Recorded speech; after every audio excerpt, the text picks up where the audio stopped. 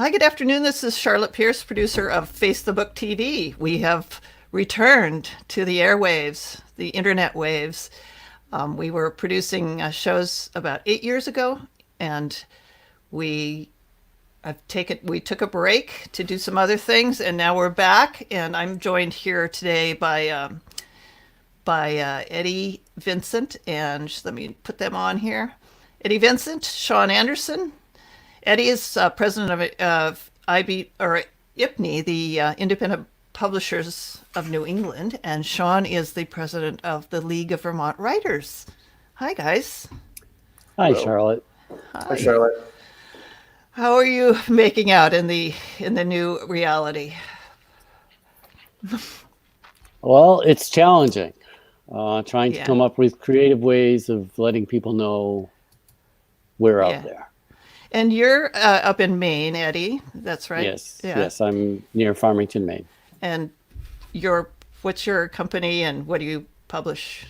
Encircle What's Publication. your elevator speech? The elevator speech is Encircle Publication is a publication where we do mysteries and literary fiction and a little bit of historical fiction. That's And the how many books a elevator. year do you publish? We're hoping to do 24 this year. That's amazing. Yeah, that's good. Awesome. And so, Sean, you're the new president of League of Vermont Writers? Yes, I am. Okay. Awesome. Welcome. Congratulations. Thank you. Are you also a writer? I am a writer. I write children's literature. I write young adult, middle grade, and picture books. And I live in Barnet, Vermont, which is right on the New Hampshire border.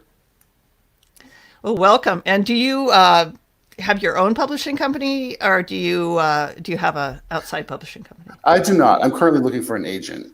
Okay, great. I'm going a more traditional route. Okay. Well, good luck on all that, and keep writing, I guess, is the message of the day for people who are stuck at home. I don't know. I saw a lot of people I know out walking today, but anyway. Writing and reading. You want Right. people to be writing and reading right now. Yes, and exercising. Gosh. Well, I hope everybody is safe and well at home. We're all kind of trying to navigate this new reality, but we do need to keep our businesses going and our writing going. And we have a lot of questions from our members at IPNE. I'm also on the board of IPNE, and I've been involved for about 2000, not for about 2,000 years, no, since about 2007, and in various ways. But I know that people out there often, they come, like the topic of our show today is, here's my manuscript, now what? Now, Eddie, or Sean, have you seen this or heard this from people who are out there, like, I just want to write, I don't know how to get my book out there?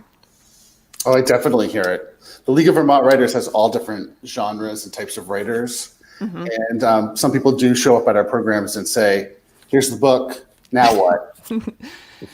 Have they I see. already published it, or they printed it, or are they just manuscript? Various stages. Some people come with a hard copy and a dream. Indeed.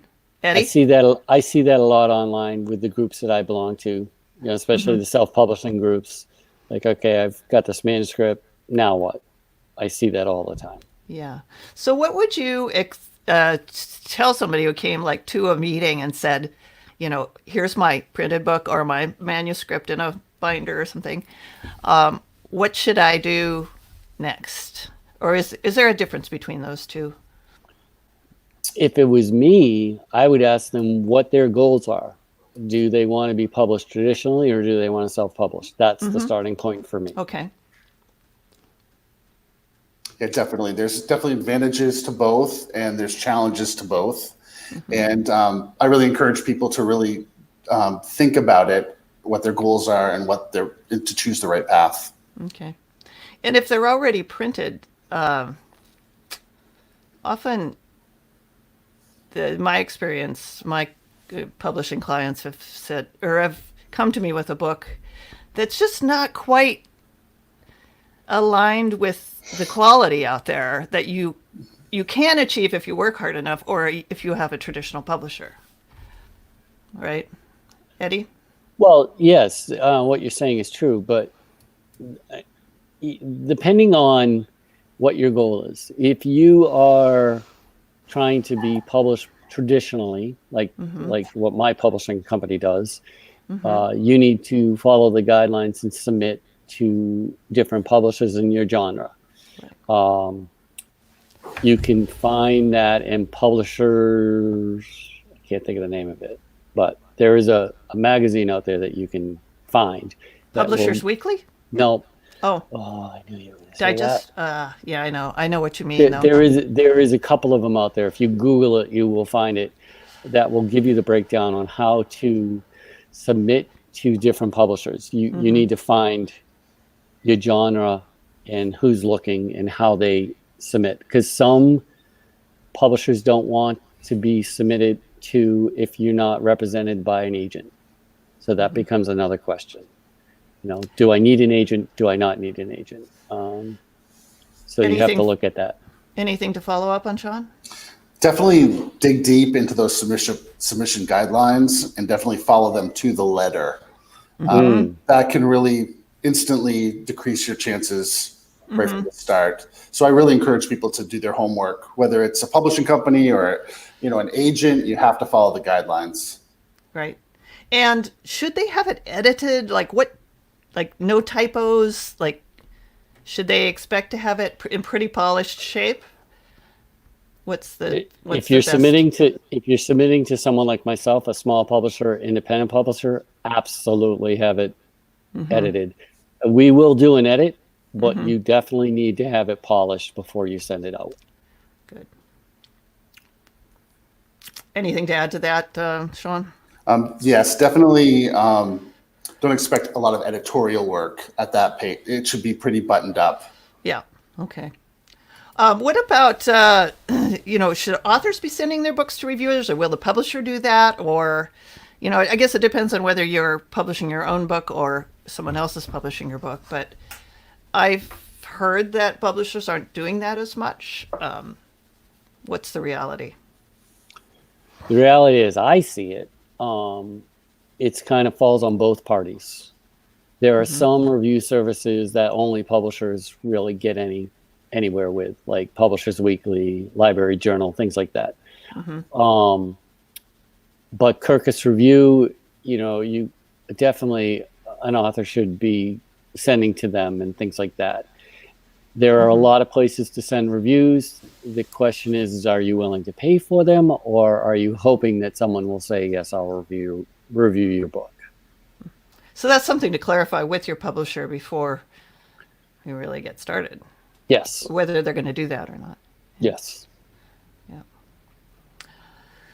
Some of the questions are a little bit more oriented toward IPNE or Independent Publishers of New England members who might be publishing their own books, but print on demand versus a printer run, like ordering 5,000 copies, what's the difference? What's the cost and difference? Well, if I was ordering first of all, I would tell people not to order 5,000, because you'll have a basement full of books that you probably don't want. Or can't move soon enough. Right. So when you're thinking about printing your own books, you have to think about your storage and how many you're willing to put up front, the upfront cost. There's a lot of benefit of doing that, but there's a lot of downfall as well, because you may believe in your book and you may believe that you can sell your book, but you might not. Right. The reality is, if you're an independent publisher / author, it's a lot of work to sell even 500 books. So print on demand is really the way to go for the author that is trying to do their own thing, at least for now. And the per copy cost is a little bit more than it would be for if you ordered 500 or 2,000 books, right? Oh, absolute per book. But think about it this way. There's no upfront cost until you make a sale. Exactly, yeah. So you're saving. Good. And do the print on demand do hardcover, like all sorts of different formats? Do you have the latitude that you do if you go to your own printer or a local printer? No, you give up some of that. Amazon, for instance, they do print on demand for paperbacks and only paperbacks, and you are at the mercy of their printing, their paper, and et cetera, things like that. Got it. Yeah. Ingram Sparks, you can do hardcover, but again, you're at the mercy of the stock that they have and things And the like sizes that they. right. If you go to a printer that is not print on demand, you have more chances to get a better quality product. And you just might have to need weigh the like, pros and cons of it. Yeah, I've done a couple like books with 200 copies for shows and stuff, and I really did do a lot better than I would have ordering through Ingram, but per copy anyway. But I did. It was a tough slog to move the 200. I have to confess. Yeah. Anything to add to that, Sean? Or Pretty much, I think before you make a decision about how printing physical books, I have had a bunch of people approach me about like, well, I have the books now. How do I move them and how do I market them? I would encourage people to definitely have a marketing plan before making a print decision. Like, how are you going to sell it? What channels are you going to use? How can you optimize your writer's platform to really move that inventory before you even print it? Good advice. So the Best question advice here, I've heard today. the question here on the screen, my book is already printed. How can I get it distributed? Like, can you just start from that? Like, what do you advise, Eddie? I know he said the perfect thing to say there. Yeah. You have to have that platform going. You have to know what you want to sell and how to sell. It's the toughest thing I deal with. I do advertising on Amazon, and that's a risk right now. Yeah, it's like a damned if you do and damned if you don't. It's like, okay, so the other question that kind of maybe Sean might be, well, both of you can answer this. What are some free social media platforms? And I know a lot of people I talk to just say, don't. I hate social media. I'm a writer. I can't use social media. What do you say to them? I love social media. I love Twitter. I don't love Facebook as much, but I have a Facebook account. I'm just kind of dipping my feet into Instagram. I really encourage people, to kind of, again, assess your goals. What do you want to do? You can dabble in them and decide it's not for you and back out. You got to find the right channel. I wouldn't go in and do everything at once. I think of Twitter as like a cocktail party where you can mix and mingle, whereas Facebook's more a family reunion for me. That's how I use it. Yeah. So, I definitely encourage people to, before they really say it's not for them, to try it. Try a couple things and, go at your own pace and go slow and build that way. And notice what works and do more of that kind of, yeah.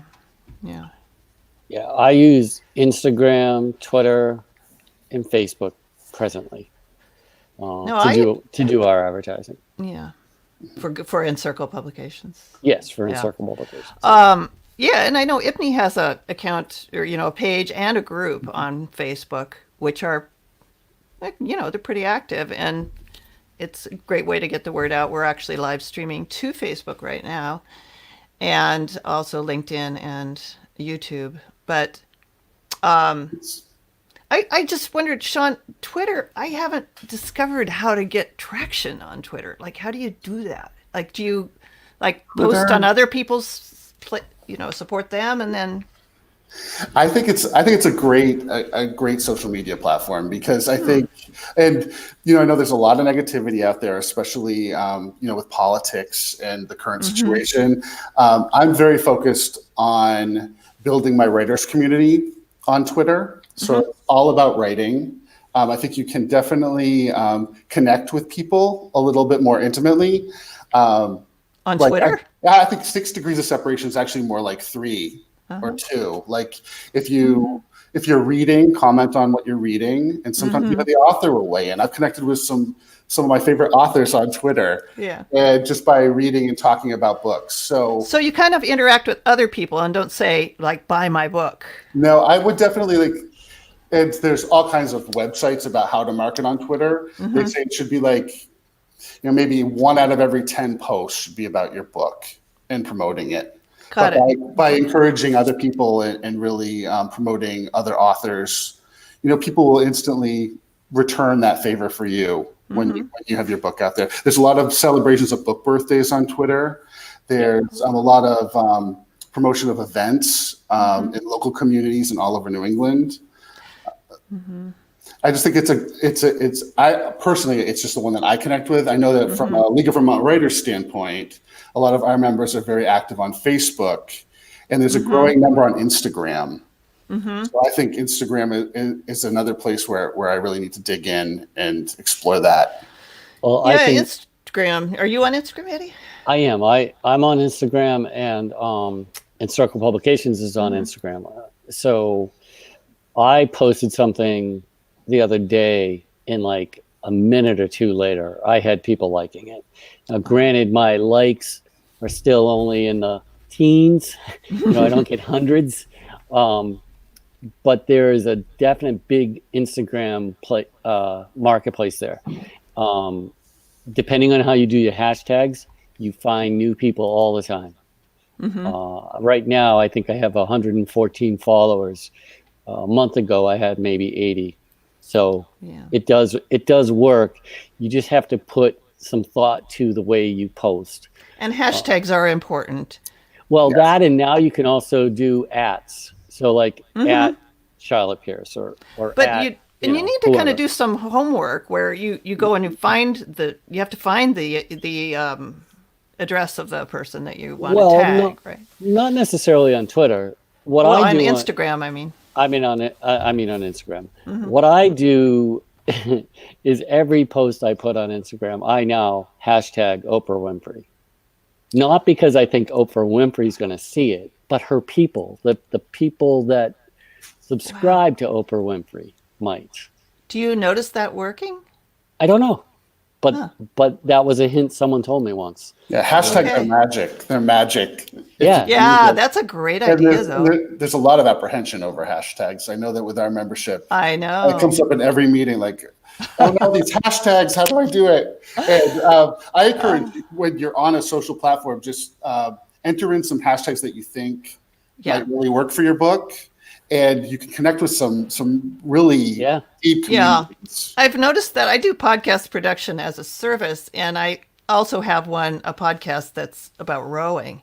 And it's just amazing. Like the hashtags do bring in new connections. Yeah, well, and on Instagram, you can tell how many people are using that hashtag. It will tell you how many other posts have been done. And you can follow a hashtag too. Yes, and you can follow them. Yeah. So anyway, we have a question here from a listener, Perfidy Press, one of our award winners from IPNE. So if I have Ingram print a hardcover book, does that mean Amazon won't list it? No. If you're on Ingram and you're on Ingram Sparks and you're doing a hardcover, it will definitely be listed on Amazon. I have my hardcovers done that way. Yeah. Whatever if you activate that button, that says distribute to Amazon, they will do whatever they're printing. Yes. The only problem that I have found with Amazon as of late, because they're the gorilla in the room, is that on the paperback side of things, if you don't also use them, it sometimes can mess up your listing later on. I see. Okay, something to research. Yeah. We have a question for Sean, I think. What are the most lucrative genres for an independent author? Either of you can answer that. But that's a tough one. I don't know how lucrative they are, but I've been following a lot of like horror, science fiction, fantasy, and I like. Sometimes I'll just go onto Amazon just to see what's out there and who's rising to the top of some searches. And I found connected with some excellent authors that way. Eddie, you had a thought about that, about nonfiction, right? Well, nonfiction does quite well on Amazon. Just as a genre, any nonfiction does quite well. Romances do pretty good as well. They're really big market. Cozy mysteries are big too right now. Cozy mysteries? Cozy mysteries. Yep. What are cozy mysteries? Oh God, you can ask me. I'm off in my own world here. Cozy mysteries are mysteries that they don't really describe how someone gets murdered. They talk. So they're more touchy-feely, sort of. Yeah. I mean, they're the cat mysteries and the cookbook mysteries and things along those lines. You know, sometimes they're pretty clean as well. You're not seeing a lot of swearing in them. I think there are a lot more genres than there were when I was younger. Yeah. But niche is also very important too. Like, right, just, if you find your niche, then you found your audience, right? Oh yeah. If you find a niche, go for it. I mean, that's the best. Yeah. Well, we have about 5 or 10 minutes left, but we wondered what, this is kind of a softball here. What are some educational resources or groups for indie publishers and authors to join? And I asked Sean Anderson to come because he's the president of League of Vermont Writers, which is a venerable organization that has served Vermont writers for many years. 18 something, right? Yes. 1929. We've been around since then. It's a great organization. It's really awesome. I love so many of the people in there. I know some of your, like Jerry Johnson and Lynn Levine and Tortoise Isselhard, and a lot of our people have come through. Our members have come through there. But what do you provide? And I know you have some upset now because of the closures, but you had a spring program. Will you be doing anything online? I don't think for spring. We had an April program scheduled. We usually do quarterly ones, so spring, summer, fall, winter. Okay. We do have a big event scheduled in July 18th. We're doing a Writers Meets Agents events. It's a biennial event, so it's every other year. And right now we do have a hotel booked, but the status is a little bit unknown. Might have to be out in a field or something. We may have to.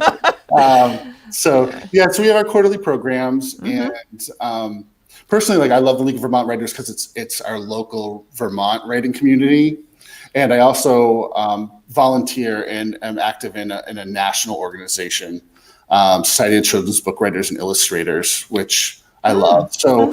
Kind of look at the scale of what you're joining and where your time's being spent. I've also connected with some great groups on Twitter. Like I'm part of the 5 a.m. Writers Club, and that's a hashtag.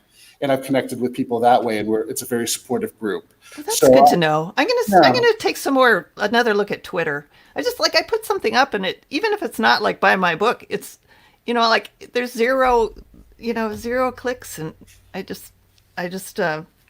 need a strategy, I think. Definitely. Yeah. But so other resources and groups, Eddie, like IPNE or Eddie, are you there? I think Eddie's frozen, but I know there's Maine Writers and Publishers, isn't it? Maine Writers and Publishers. Yes. Yeah. Sorry, so what do they do? I lost you guys for a minute. Yeah, it's a little intermittent, but I know they have these gatherings, the Maine Writers. Yes, they do. They have them in, I think, 9 different locations presently. Might be more than that. I'm not. They have one right up the street from me, actually. I've never been. And again, I think they are considering some online versions of those. So I just heard that. There's also New Hampshire Writers Project, which does a lot of programming. Most of these are for writers about the craft of writing, though, right? Or about getting an agent in your case. We kind of cater to everybody. I mean, it's really published, pre-published, as many genres as are interested. It's really for everybody. So we try and balance our programming that way. Okay. And I think I detected that New Hampshire Writers Project is kind of more focused on the craft of writing about, you know. But I know they also do some publishing, how to publishing process. What about IPNY and IBPA, Eddie? Well, both of those organizations are focused on the business side of the publishing world. First, let's tell people what they stand for. Okay. Independent Publishers of New England is IPNY. Yeah. Yes. IBPA is Independent Book I can't remember what it stands Publishers of Independent Book Publishers Association. for. Yeah. Okay. Thank you for that, because I had forgotten. You're welcome. It's because I always just call them IBPA. But we're more about the business of books and helping our members market their books by going to different events and having a conference, and the network between one another, so we can ask questions about what's the best practices for publishing. That's kind of sums it up in a nutshell type thing. Yeah. And IBPA, in my experience, has some tremendous resources. I've used their template for contracts and many other things. They have webinars on a constant basis. Really nice organization. You can, and very responsive. If you call them or email them, they're very responsive. They also take your books to book shows around the world, basically. So we do have, if you're a member of IPNE, you can get a discount with IBPA, and I think it's worth it. There's a really good reason to be a member of both organizations. The national organizations will give you more membership benefits than our local one, and some of them are really good. But you also want to be connected to the local community, you know, Yes. and talking about, you know, like doing the Boston Book Festival and things like that. And I can, as the regional groups manager, coordinator, or whatever I am for IPNE, I am actively trying to make connections between IPNE and the state writers groups like LVW, and I always want to call it League of Women Voters. As the president of IPNE, I would absolutely love to see local meetings in all of our states. Yeah. That would be great. I think that's what we can do to sort of glue them together and, you know, share best practices and publishing strategies and things like that. So we do have another comment from Perfidy. Jeff Dutton, who's actually a board member as well. He's the author. It's been easy for me to arrange interviews with local papers and community TV programs, some of which are syndicated. I recommend it to authors who want to generate publicity collateral. Excellent. Yeah. Do you guys have community media stations up there, Sean? We do. And that's a goal to really connect with the media a little bit more in this next year. Yeah. We have a terrific station in Arlington, Massachusetts, where I am, and with just some like incredible resources that are free for people in the community to use. So those are, you know, if you want to do anything like podcasting or start a show about books, you can do it, and it takes some elbow grease, but you know, it's certainly possible. Yeah, What else? It's really amazing what you can find when you poke around, because I grew up in Vermont, but I spent a decade in the Boston area, and I know that resources are so plentiful in the urban areas. But moving back to Vermont and moving back to a rural part of Vermont, I'm always surprised how supportive you can find media and ways to promote your work. Yeah, and people like local stations and local papers and stuff. I mean, you might as well start there because you have those relationships in your community. And then you know, like I know people who've published in their community, like a review, local author, and then another national publication will pick them up. So, yeah. Oh, here's Lynn. Lynn's here. I've been publishing for 20 years and I can't figure out how you can afford to print a picture book, even print on demand. Well, I've done that. It's it's I don't know. I mean, yeah, you know what was really hard about children's books print on demand is you really do, you pay a lot more for the illustration, especially if it's color. So we had to swallow that bitter pill and pay, for the last one. Now we're going to do a Kickstarter for a next book when things settle down. So that's another option. Everything takes a lot of work, but Well, the beauty about the print on demand, Charlotte, and especially with the stuff you're doing, since I'm helping you with it, is that there's no upfront cost to the printing if you're doing the one-offs. But if you do a press run in hopes to sell more, that becomes a little problem. But the print on demand, if you look at it from there's no upfront cost, and they're being distributed by the biggest distributor in the world, you're going to look at what you might make with no upfront cost other than the actual production of the book. Yeah, because you can if you publish on Lightning Source or Ingram Spark, you can walk into any bookstore, or your friends can walk into any bookstore and say, I want to order, this person's book, and Ingram will supply it to that bookstore. So that's a good. Right. And if you need a small amount for shows and things like that, it may seem like a lot, but you're paying the wholesale price, so it's not quite as bad as it might seem. It's still more expensive than if you were to do a run of 1,000, but if you only need 50 or 25, it's not that bad of a price. Right. Okay, well, we're winding up our time, and we all have to get back to like our standing line at the 6 feet apart at the grocery store and stuff. God, where does the world go? I mean, what the heck? Anyway, are you all coping okay up there? I am. It's a good time to write. Yeah, like we said at the beginning. I am not going out of my house if I don't have to. I think you should stay right there at the end of that dirt road for Maine. That's exactly what I'm doing.